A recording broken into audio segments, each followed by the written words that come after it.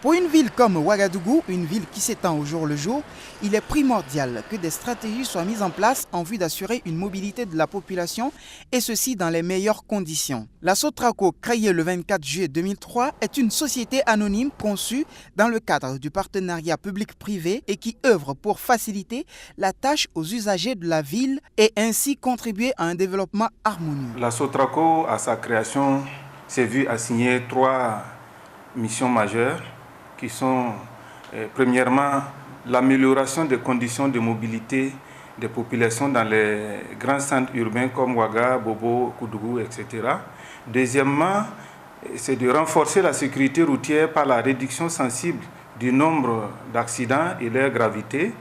Troisièmement, c'est d'améliorer l'environnement urbain par la réduction de la pollution de l'air qui est engendrée essentiellement par les motos et aussi les véhicules d'occasion qui sont importés sans limite d'âge. Outre ces missions de tous les jours, la Sotraco se charge d'offrir à la population ouagalaise des conditions de transport souples et légères afin de permettre à tout un chacun un accès facile au bus en proposant des titres de transport à portée de toutes les bourses.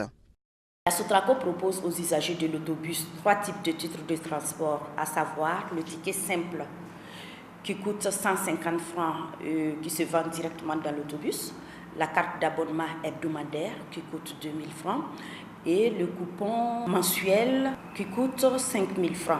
Pour tout nouvel abonné, il est demandé une photo plus la somme de 2000 francs qui représente le prix de l'étui et celui de la carte d'abonnement. Dans une ville qualifiée de capitale de 2 roues, le taux d'accident n'est point négligeable et la Sotraco a justement mission de contribuer à une réduction considérable des risques d'accident. Le nombre d'accidents constatés par la police en 2007 était de 845 et ce nombre est passé en 2013 à 17 781. Donc ça a été multiplié par 20. Et le nombre de morts occasionnés par les accidents est passé de 149 en 2007 à 590, donc multiplié par 4. Le nombre de blessés consécutifs à ces accidents est passé de 495 en 2007 à 13 560 en 2013. Donc ce nombre a été multiplié par 27. Vous voyez que c'est énorme.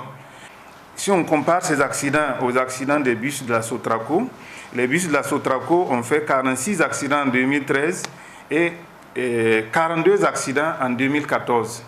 Et dans 50% des cas, la responsabilité de la Sotraco est engagée. Et il faut dire que ces accidents sont pour la plupart des cas, 80%, des légers dégâts matériels. Vu les statistiques que nous avons en termes de nombre d'accidents et d'incidents par an, on voit que le niveau est réduit de plus en plus. Ça veut dire qu'on est beaucoup plus professionnel et on essaie de conserver ce statut et nous inculquons cela à nos agents. Étant donné la nature de l'activité, Sotraco déploie toute une énergie de titan afin de mettre à disposition de ses usagers les divers bus dont elle a la gestion aux heures indiquées. La Sotraco procède donc tous les matins à partir de 4 heures à une activité nommée lancement qui s'effectue de façon quotidienne et avec une précision et un suivi garanti. Le lancement, comme son nom l'indique, c'est donc à la prise de service. Toutes les activités connexes qui concourent à faire partie du bus de son dépôt au siège vers les terminus donc de prise de service. Dès hier soir, à la fin du service, donc à partir de 23h, le régulateur salle départ fait le point des bus qui ont travaillé dans la journée d'hier et qui sont donc revenus. On fait le point des bus qui sont aptes à travailler, donc des bus opérationnels qui pourront être utilisés donc, le lendemain.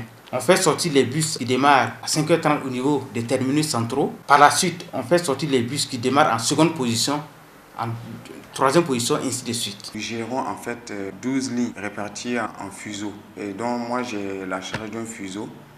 Et notre activité en réalité consiste à assurer la réalisation des services programmés en vue de la satisfaction de la clientèle même. Recueillir les informations au niveau de la clientèle sur le réseau particulièrement.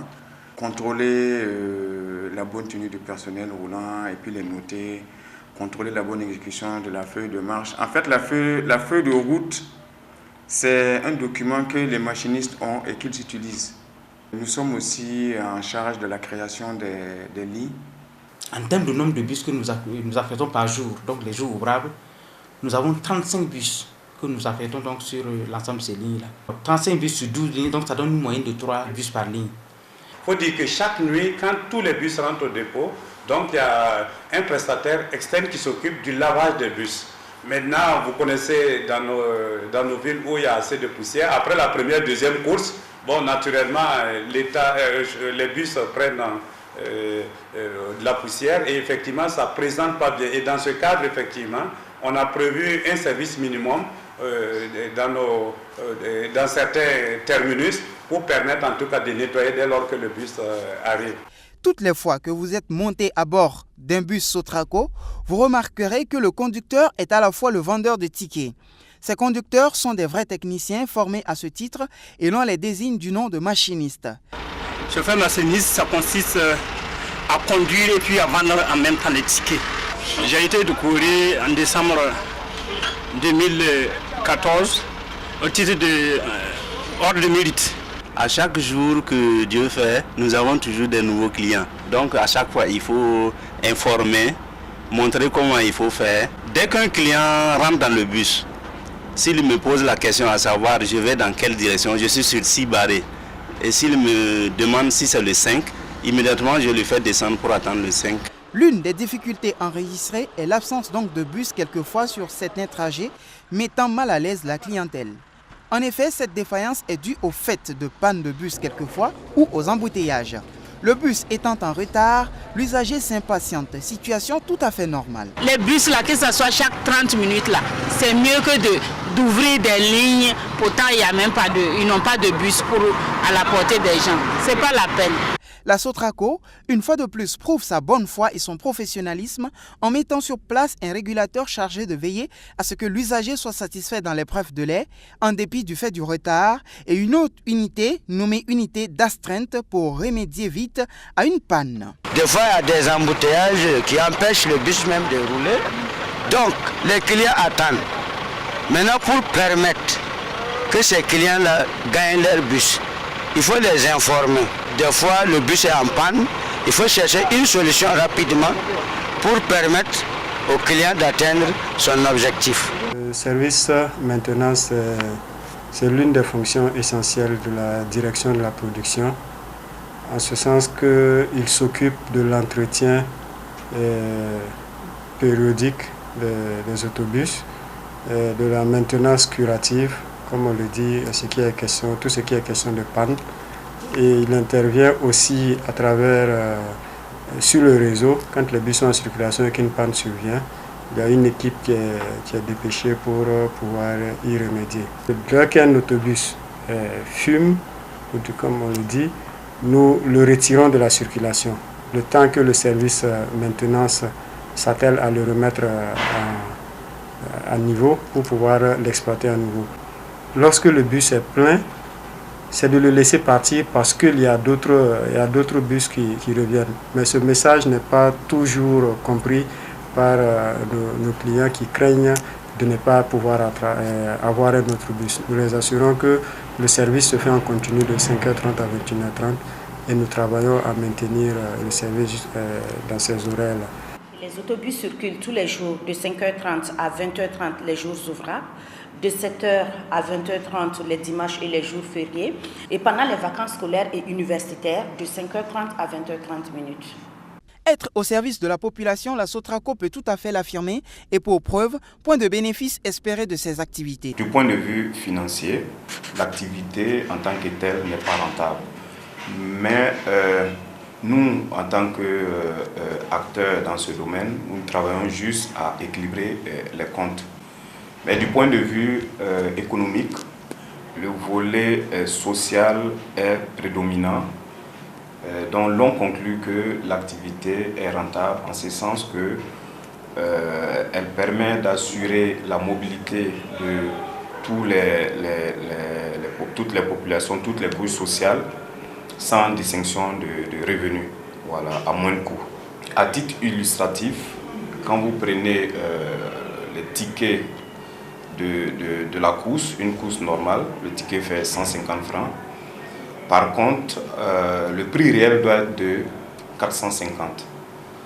Et concernant le coupon, nous prenons 5 000 francs par mois pour le prix du coupon, alors qu'elle devait être de 18 000.